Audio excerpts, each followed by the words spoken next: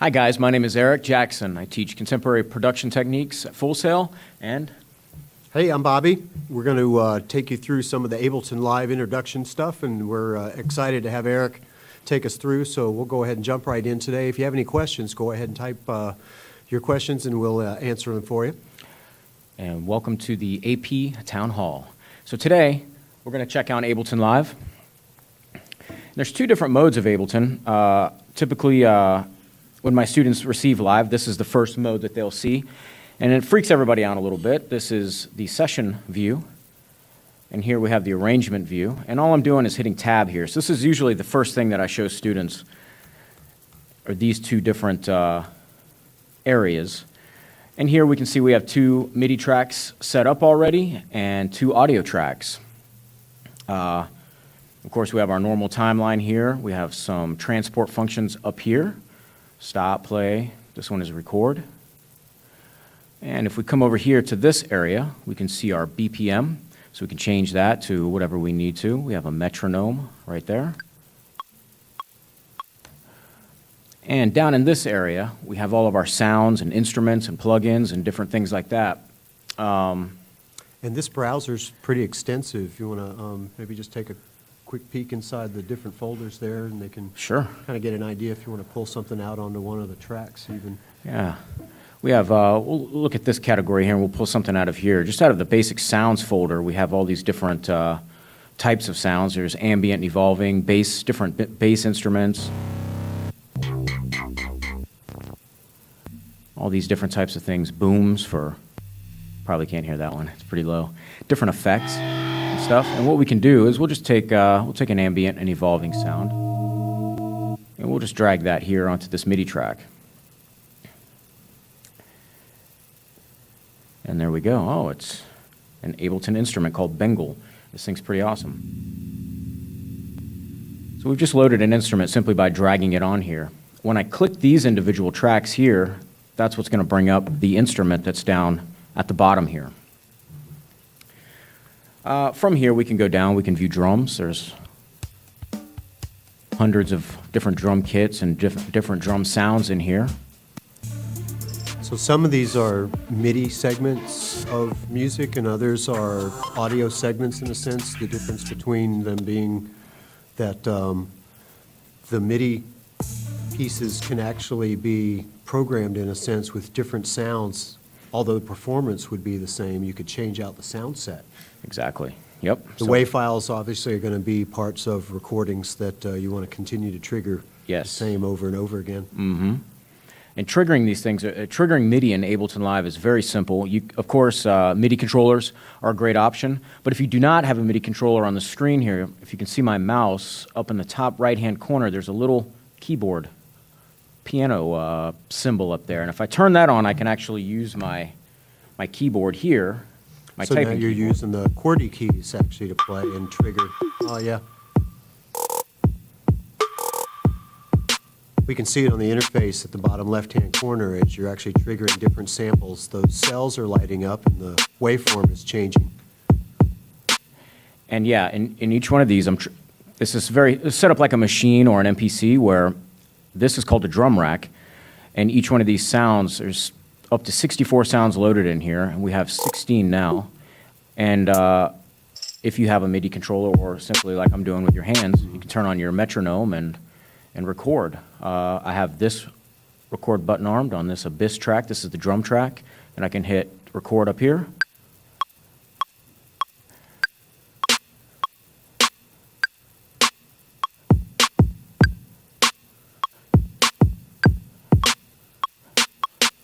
So let's just say that was a good take, and we can play it back.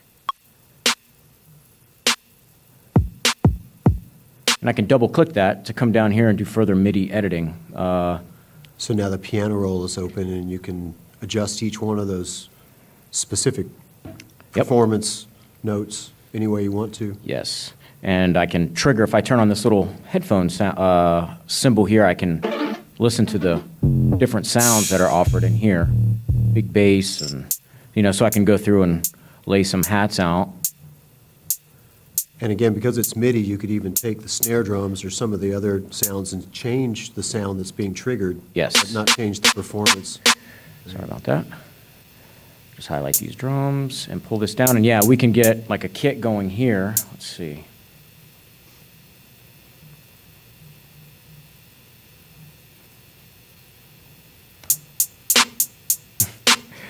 We can always quantize as well, which helps. Command U. So we have this type of sound in here with this. And if I wanted to, I can say, let's say the artist didn't like that too much. I can say, okay, we'll go to the 808 boom kit, and I can just drag and drop that in here, and it's the same MIDI, just triggering different. Not a great example, but triggering different. That hi-hat seemed a little low. Yeah. Here we go. And now I want to, let's, I'm not sure of this MIDI track up here, this Bengal instrument, but we can play something on here. And on my keyboard, I have Z and Z and X, and I can octave up and down. So I can hit X on my keyboard and octave up for this weird synth sound. So that's a function of the QWERTY keyboard that you're using to perform with, Yes. right? So Yes. X and X and Z. Z X and Z. are octaves up and down. Okay. So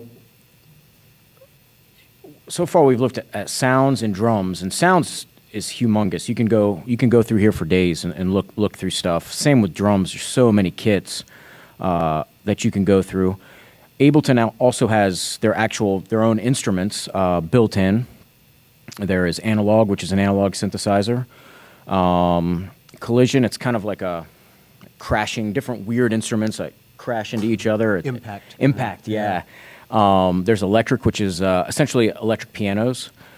External instruments, so you can connect your external synthesizers and drum machines straight into Ableton, and Ableton can control them through MIDI. Impulse is a small sampler. Instrument racks are very cool. Essentially, an instrument rack is any of these plus audio effects combined that you can save. So if you have a nice synth patch that you have that you've created, and let's say you add a nice reverb and delay to it, and an arpeggiator, something that you really like, you can save that, and that stays in this instrument rack area here. So multiple layers of sound with multiple effects at the same time, Yep. all saved as one sound. Yep, I actually have one here. We'll load that in and see what it sounds like. Cool. And down here on the screen, this is an Ableton rack. This is a rack. I have macro controls going out to all the different instruments, and this is the stuff that I've built here. So it's essentially all these things, this reverb, this synth patch built in with macro controls for my Ableton Push, or just any other MIDI controller. On knobs or sliders or... Yep. And I can control all these things from here. Again, just right from the QWERTY keyboard. Exactly, yep. Amazing. And just to record, we'll record something real quick.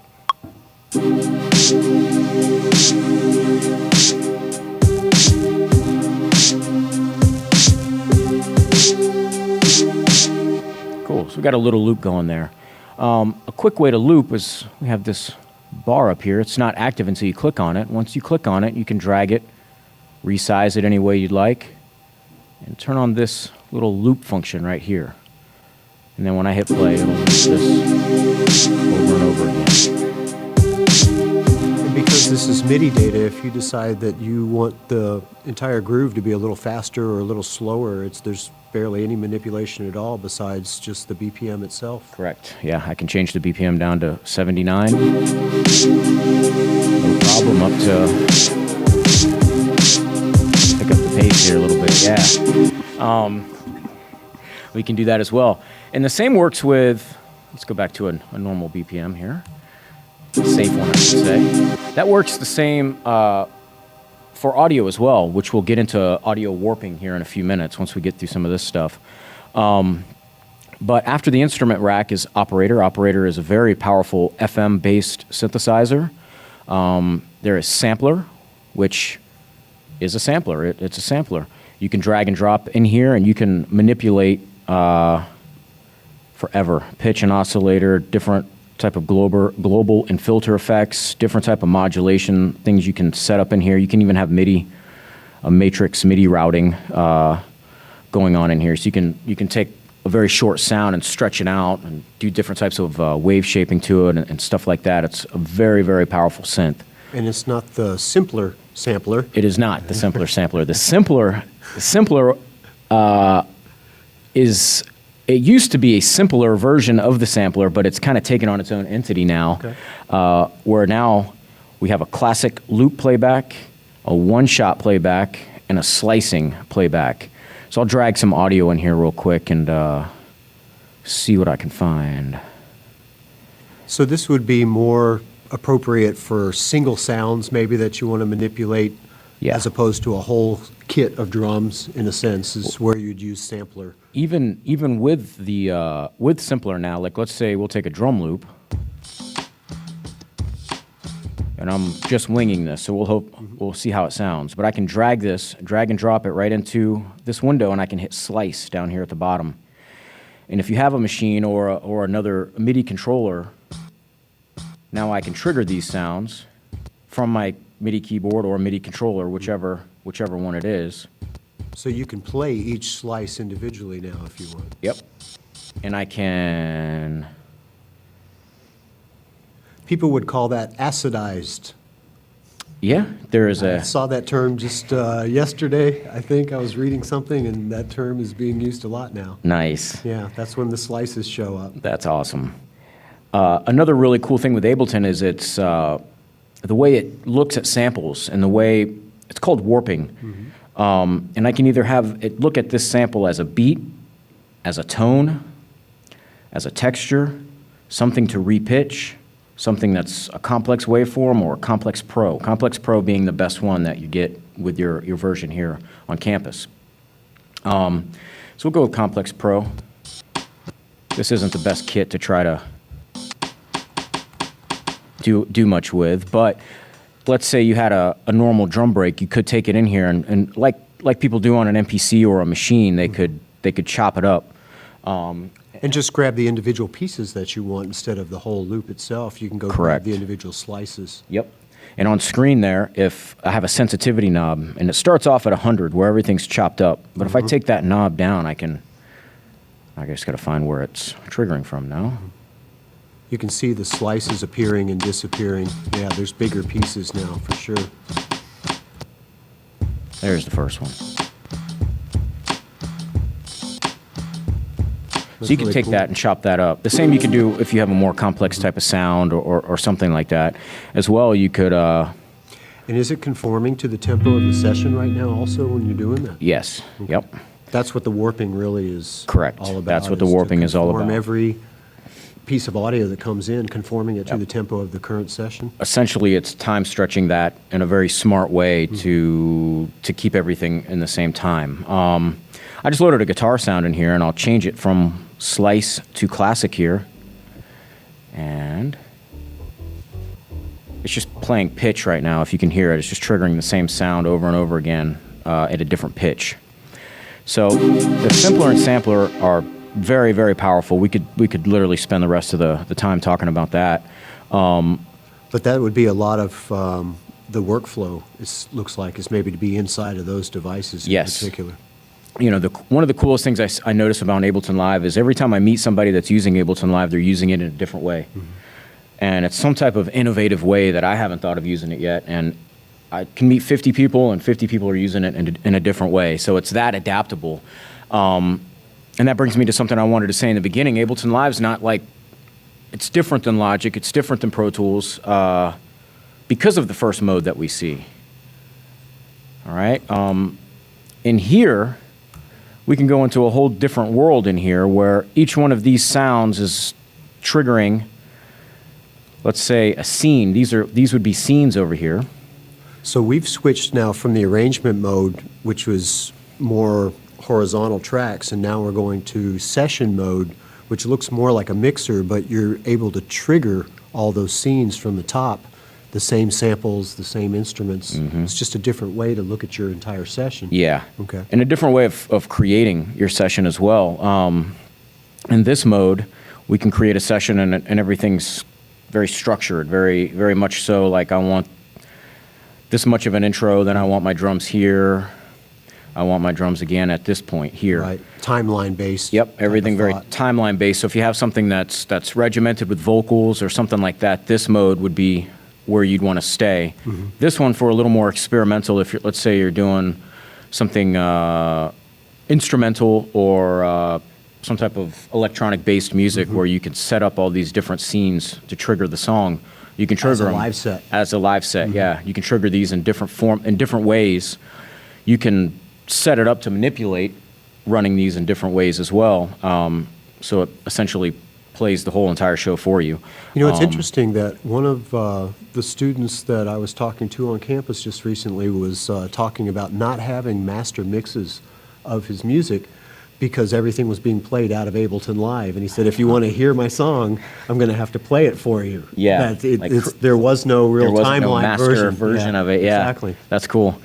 And that's a different way of experimenting with music. You know, triggering these different scenes. Like this scene could be the intro scene. This could be, verse 1, verse 2, verse 3. This could be a breakdown, so on and so forth. A bridge here, and you could trigger these in different ways.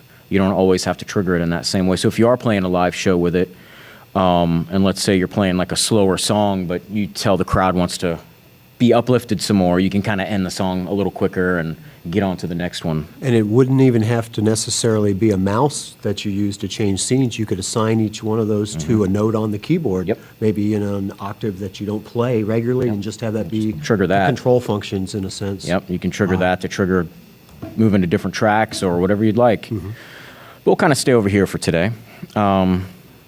Sidetrack a lot, so sorry.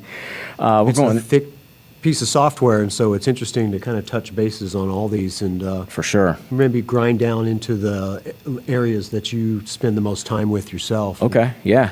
Tension is one I don't use very often, but it is an interesting one. It's a string-based sampler synthesizer, and Wavetable is Ableton's newest. You can drag and drop different wave tables in there, and you can pretty much drag any sound in there and synthesize it now. Very, very powerful for newer like EDM type of bass lines and crazy things like that. So we'll keep going here. Back over here, we just went through the instruments here. We can go back to the audio effects, and I'm not going to go through every one of these, but there are a literal million of these different cabinet effects, bass cabinets, different things like that. Beat repeat effect for stutters and different things like that. Of course, compressors. Echo is a really good one. It's a newer one with Ableton 10. The EQs are killer in here. They give you a visual. The EQ 8 will give you a visual representation of what's going on here down on the screen. I'll play these. So you can kind of look at that. You're seeing the RTA of the sound as it's going through, and then you can adjust accordingly. Nice. So it helps, Quick. Yeah, and you just look at it and go, and that's another thing with Ableton. It's so fast. Even let's say we're at 100 BPM right now. I'll just grab a sample. I'm not even gonna. This one's 100. I don't know. We'll go that. Didn't seem too annoying. This is at 120 BPM. This sample is here, so I can drag this into the session, and it's going to conform it to 100 BPM, where it's really slow now. So it'll automatically take your loops and conform the loops to whatever BPM you're working at. And that's through the warping. If I double click on that, I get all these options down here for warping. And you can kind of see the slices inside of there also, even with the shading of the waveform. Yep. And all the different algorithms of this warping live down in this area. So we have beats, tones, textures. Repitch is cool for drums. You can click repitch, and it'll just kind of pitch it. It'll more like a traditional older sample. It'll just play the pitch of it. So it's a way to get a different effect out of it, a different sound out of it. And then again, repitch, we just talked about Complex Pro and Complex are more for bigger synth sounds. But I can take anything. Let's look here. I'll take... I'll take a bass loop at 110. Oh, we'll just put it right here for now. That's bad practice, but we'll put it there for now.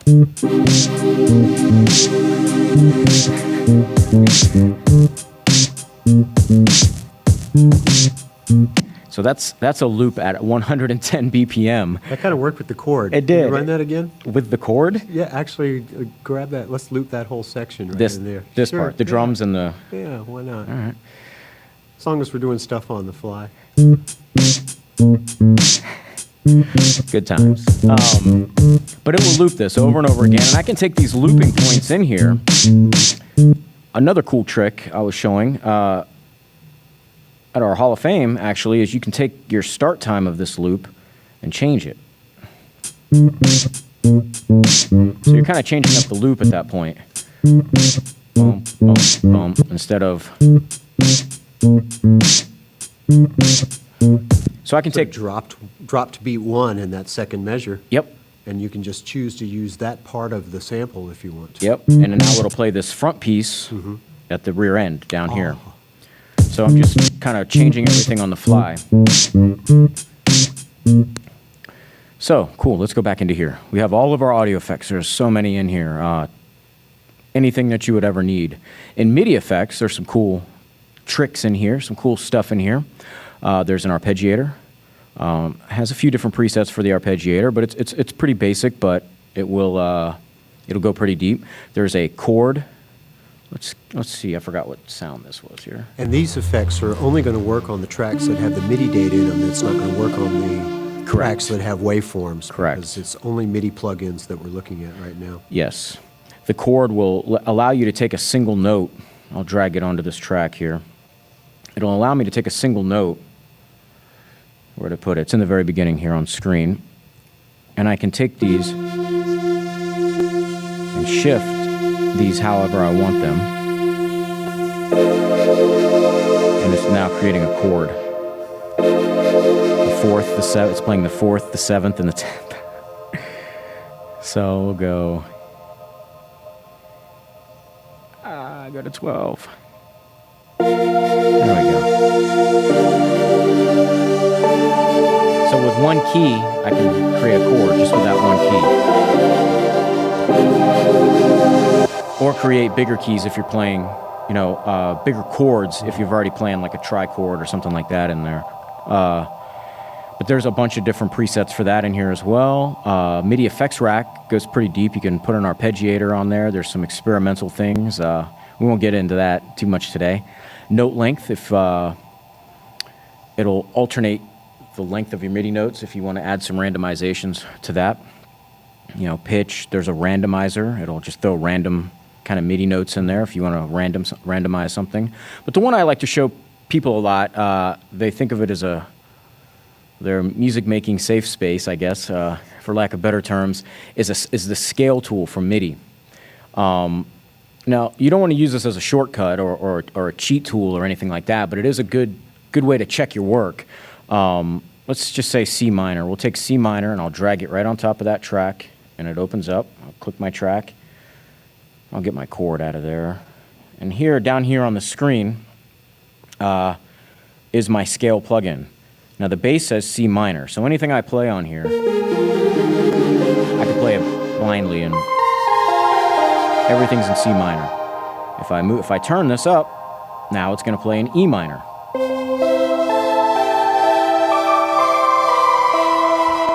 Good for chords as well.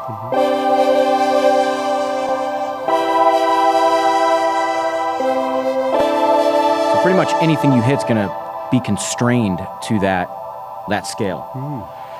It's pretty cool. Good to check your work or train your ears on a certain scale. We could actually do a quick one. If we can cue up that loop one more time where you've got the wave audio, we'll see if we can just quickly by ear, I'll figure out what key and we could put the correct chord over the top. If you just hit play, I might be able to tell.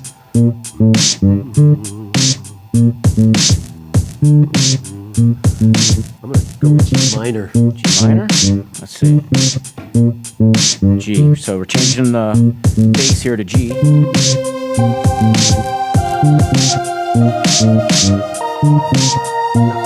quite, so we'll take it down. And this is what you have to do, is use your ear to figure out which tones hit, right? Yeah, The one. that's D.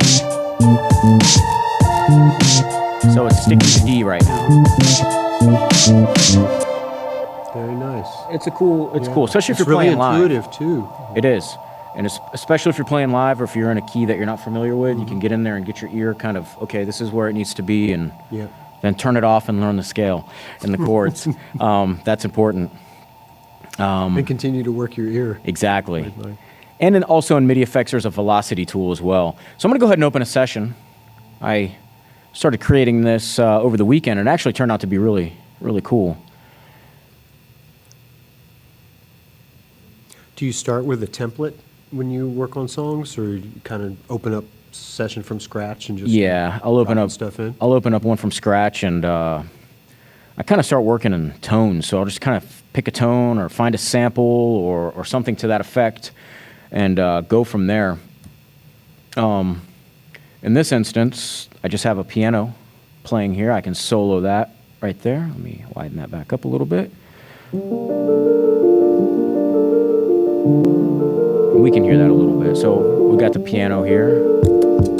Nice drum break. Kind of the beginning of the inspiration. That was the beginning of everything, yeah. I just sat and listened to that, and I think essentially what I did is I played the bass after that, and pretty cool. Another cool thing you can do in Ableton. I played the bass here. I'll solo that.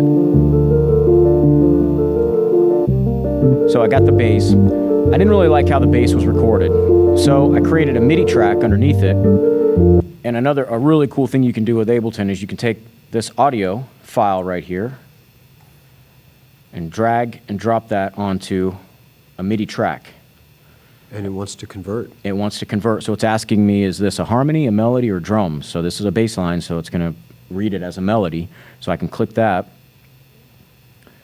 and it turns into a melody at that point. You might have to go back in there and clean some of it up, some ghost notes or something like that, but essentially what I did is I ended up using the operator synth. I found a sub bass on there, and I just dragged my audio down. And at first I was layering it, and then I think the subtone sounded a little better, which, you know.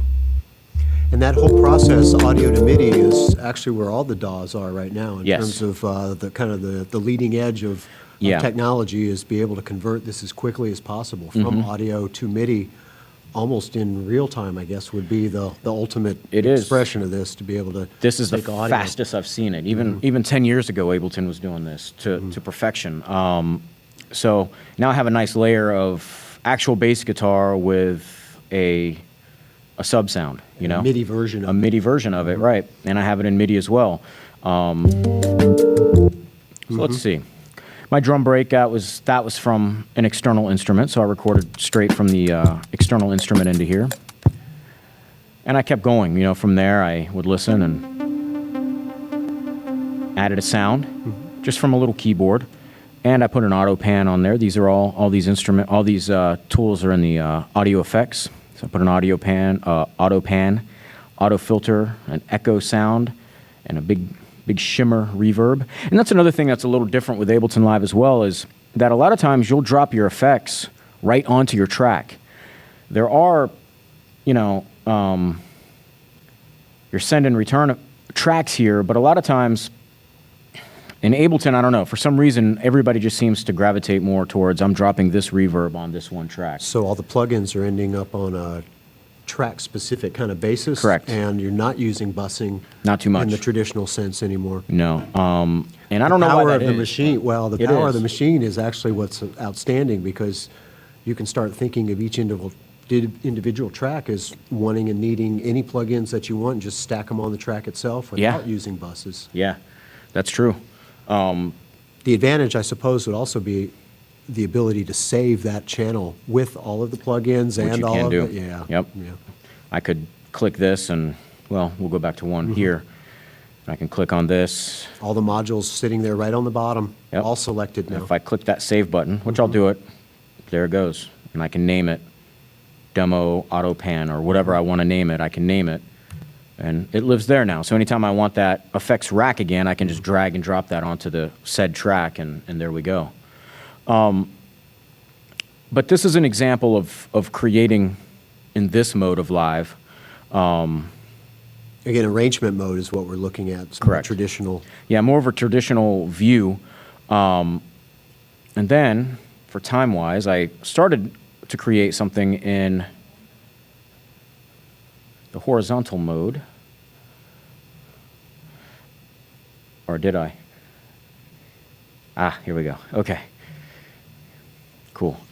So now we're in the session mode. We're going to trigger them as scenes. As scenes, right. So the first thing I want to play is this key. And you notice I'm clicking this one. This can be triggered by a MIDI controller. It can be, I can set something up on my own keyboard to trigger it. iPhone even at this point.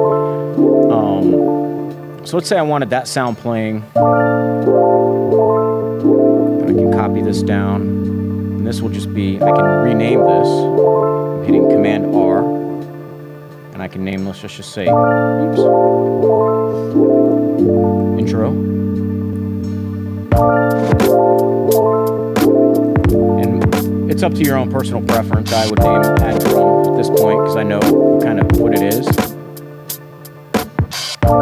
If I click on any one of these, I can actually see this sound as well. The waveform is showing up on the bottom. I can copy these sounds down. I'm just holding Option and drag, and I'm dragging these down, and I can go to the third section of the song, which I'm adding bass, which I'm going to name. So let me real quick, back on screen here, add bass, and I can trigger this now. And you notice it waits to trigger. As the cycle comes back around to the beginning of the measure. I can take it back to this, and I can click this, and after the measure's done, it'll take it right back to the keys again. So I could set these up in any format I want, building a whole entire either show set or humongous song, or, you know, you could essentially put an hour show set in here, triggering different things, remixing on the fly, doing different stuff like that. And that's all recordable also if you want to just save your Yes. real-time performance in a sense. Yep. Another different thing over here is, let's say we'll do it with the drums. Those are pretty obvious. We can click here, and I can come down into this mode, and I can click these little two arrows here, and I start getting envelopes and different editing tools that I can have here. I'm viewing my mixer right now, and I can do different automation, volume on this. I don't have any plugins on here, but if I did, let's say, we can put, I don't know, this is a drum sound. We'll just drag this reverb on there for now.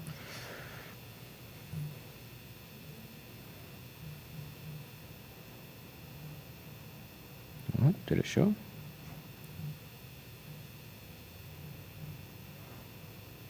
Technical difficulties.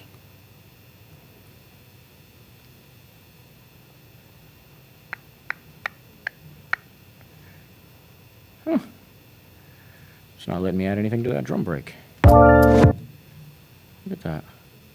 Okay, well, anyway, we will revert to this session.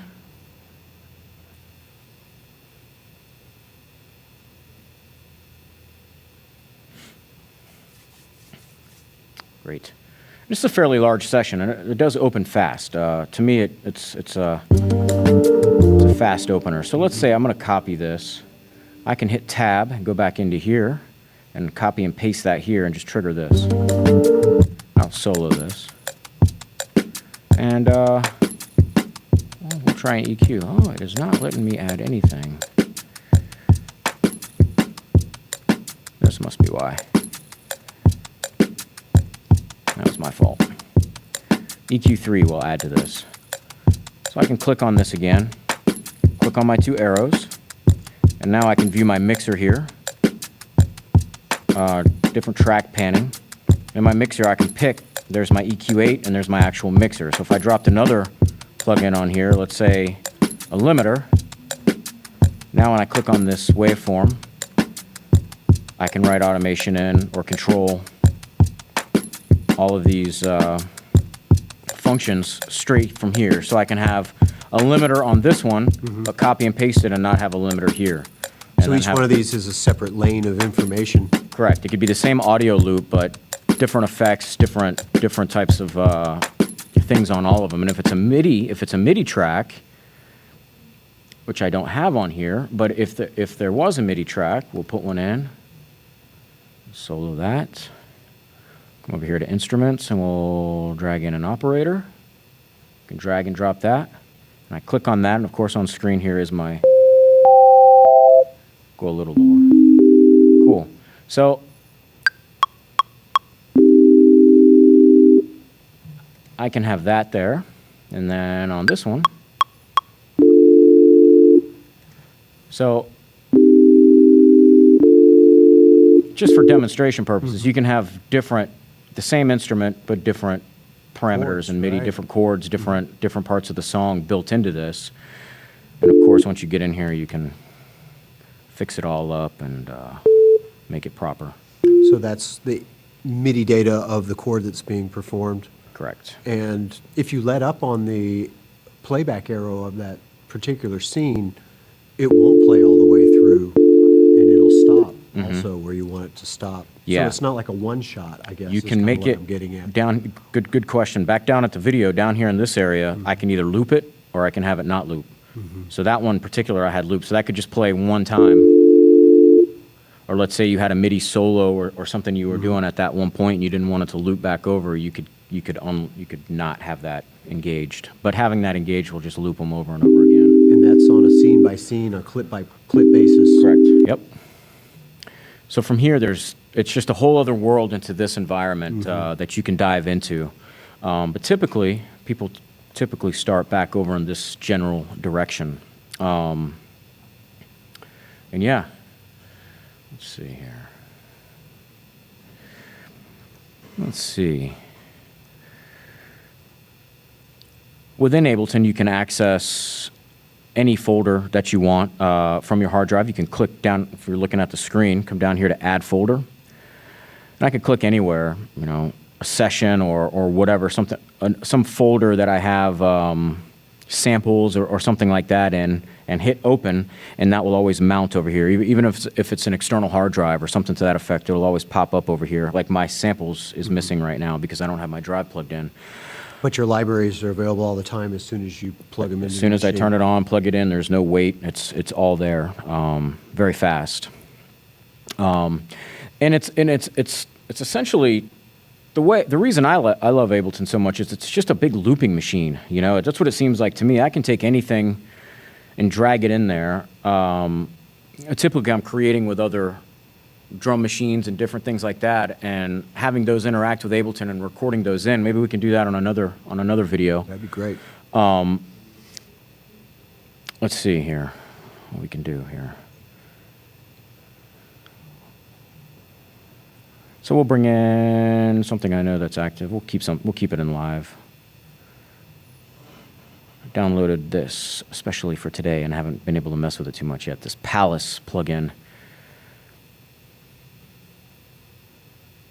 Cool. So we'll look at that in a minute, and we'll take a look at just some random loops I have. Those are all really fast. These are just sounds, I think. I think these might be loops, yeah. So you can take any loop. If you're doing a remix or you're working on a project for somebody, you can just take it and drag it in. I don't even care what the BPM is of it. I don't even have to look at it. I can just drag and drop, and it's telling me this is 90 BPM, all right? So we could let this play. I can come back up here to Palace. It's not a very good sound, but we'll see if we can get a preset going here. Open the editor. And this is another Ableton specific instrument, very modular-based type of synth here. I just downloaded this. I haven't been able to play with it too much. So what I'm going to have to do is look at some presets here real quick. We'll try some leads. I'll drag that preset down here. Sounds the same.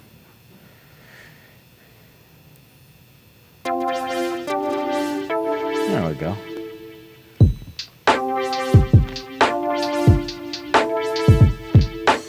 So cool, you can just kind of figure something out like that to play.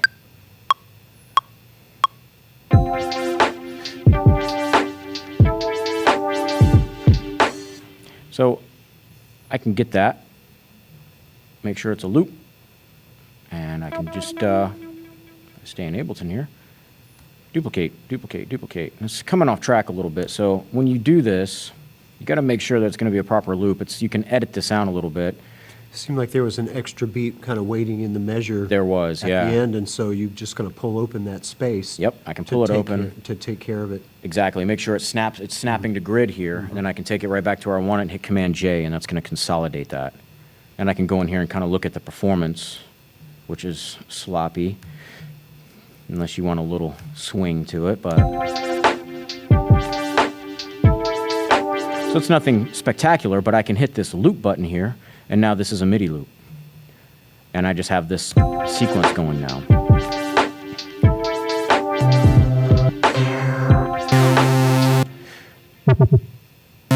We can just take another sound and drag and drop it right there. This is another Ableton specific.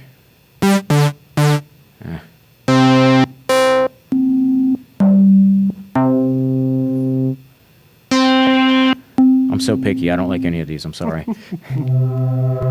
That one, hopefully you guys can hear that one. It's kind of low. I don't like any of this, but you can take another sound and drag and drop it on here.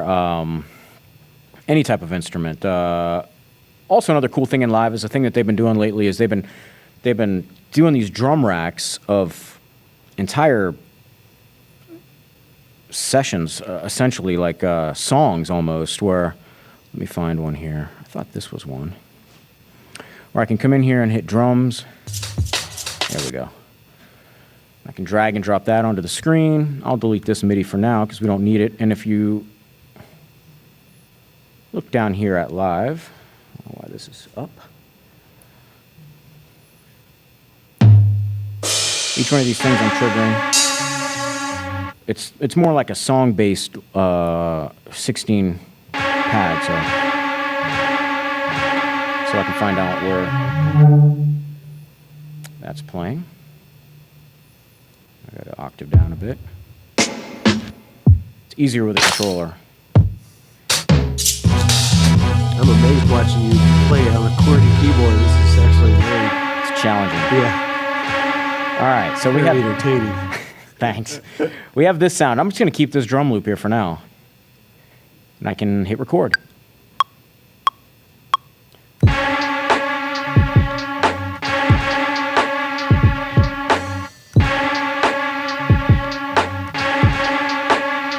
a masterpiece.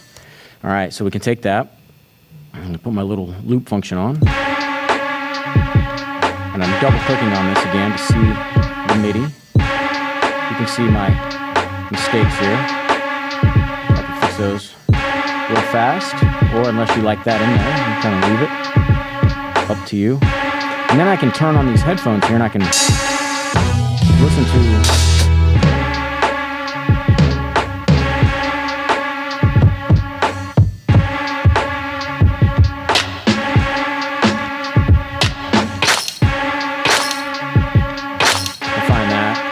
layer that.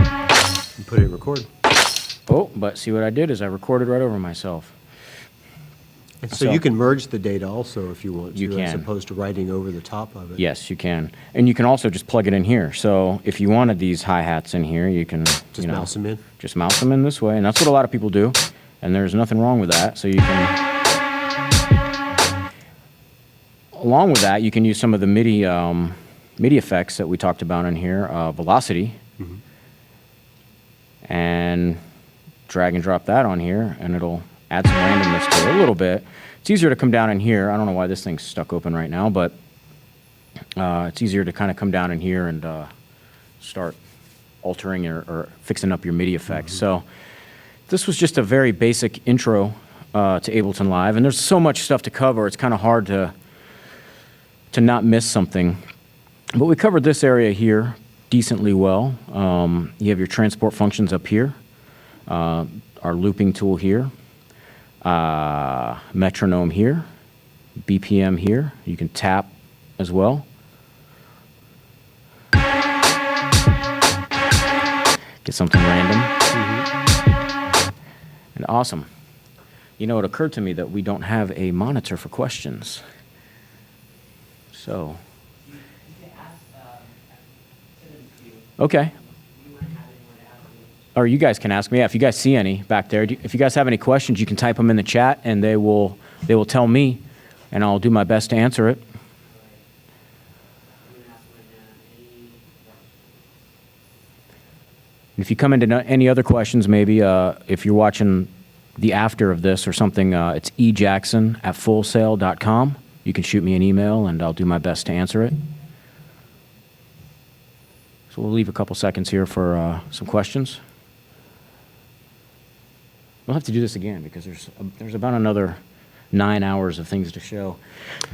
We actually got information from one of the instructors about a DAW use on campus for students. It'd be interesting to note that 60% of the projects that are being started on this campus are actually started in Pro Tools. Wow. But the other 40% are starting someplace else. Wow.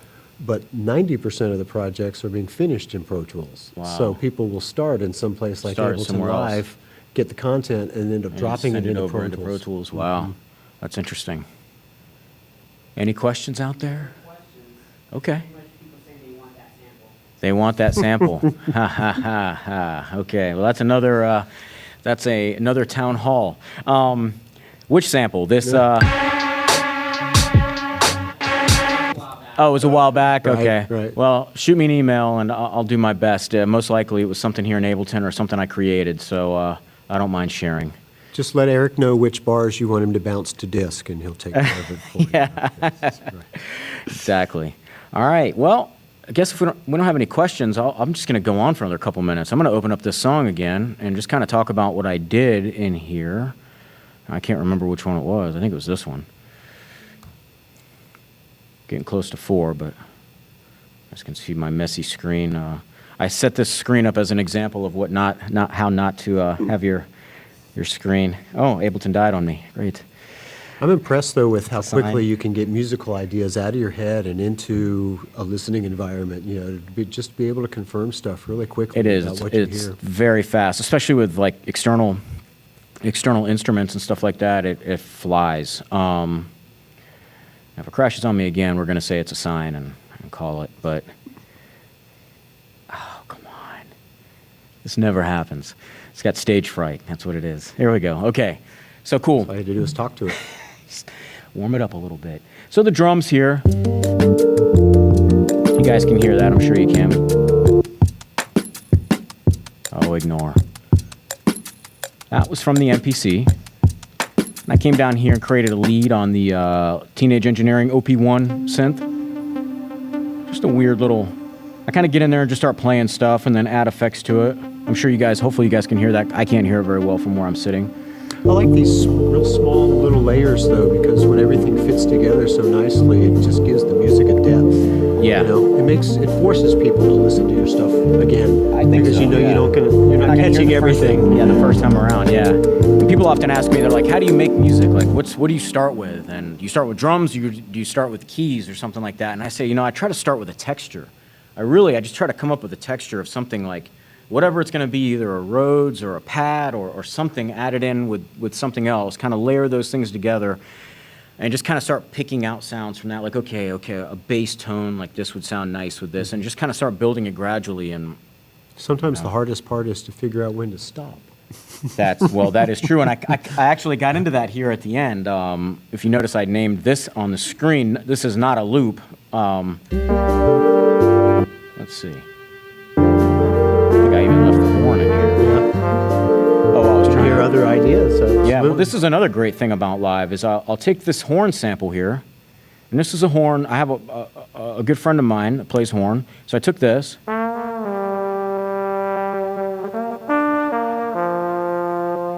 We won't play the whole thing, but I took that, and I drag and dropped it into the simpler, and turned on the slice format here, and now, with this MIDI information, is now triggering the different sounds of that horn. Make that data a little bit bigger as it's playing by. So. Yeah. So So those are all the individual slices being triggered as performances. Yep. And I was just kind of winging it, trying to see what I could come up with. None of it really worked for me, but that is a great option in live, that you can just take a live performance, chop it up within seconds, and just start and start replaying it. So you can take a sound that's this big and essentially turn it into 64 bars or something, or of a solo or something if you really wanted to. And also take 64 bars and go get the 3 or 4 real choice nuggets of Yes. the motifs, the riffs, the licks that are inside of that. Yeah. And really kind of push everything else out of the way if Exactly. you want to. Yep. And just working with live, it's very fast, and a lot of this stuff is just jazz percussion. We can't hear it up here, but hopefully you guys can. It's just a simple jazz ride. I'm starting to bring in these leads here, and I have the filter automated right now, so it's kind of gently coming in, opening up that filter. And I kind of started getting lost in here a little bit with it because I took the drums away. We can't really hear it, but they can at home. And I started adding other sounds in there, kind of just changing it into something else. But it's easy to get lost in here, but... Yeah, that's definitely a different texture than the front. Yeah. But it's fast, it's unique, it's different. One thing I didn't cover is the zooming, which how to move around in here a little bit. And right now I'm just taking my trackpad and moving up and down and left and right. Now if I want to zoom in, I can come up here to this very top area, and I can click, and I'm just clicking and dragging up and down. We saw the cursor turn into the magnifying glass there Yes. when you got to the top. Yep, once you get up to this area, you can really zoom in. And the same down here where you can look at a WAV file, and you can click right there. It turns into the magnifying glass again, and really zoom in on that into the way in deep. So awesome. I think that was a good coverage for a part 1 anyway for this. And thank you guys for watching. Eric, thank you so much for sharing all your valuable Thanks for your help. information. Thanks for your We're help, glad that Bobby. you did. Thank Sure. you. Thank you guys very much. And guys, keep checking back for more town hall, AP town halls. We're going to keep them going. And if you guys have any questions, of course, leave them in the YouTube comment box or shoot me an email. All right? Keep working hard, you guys. Take care, guys.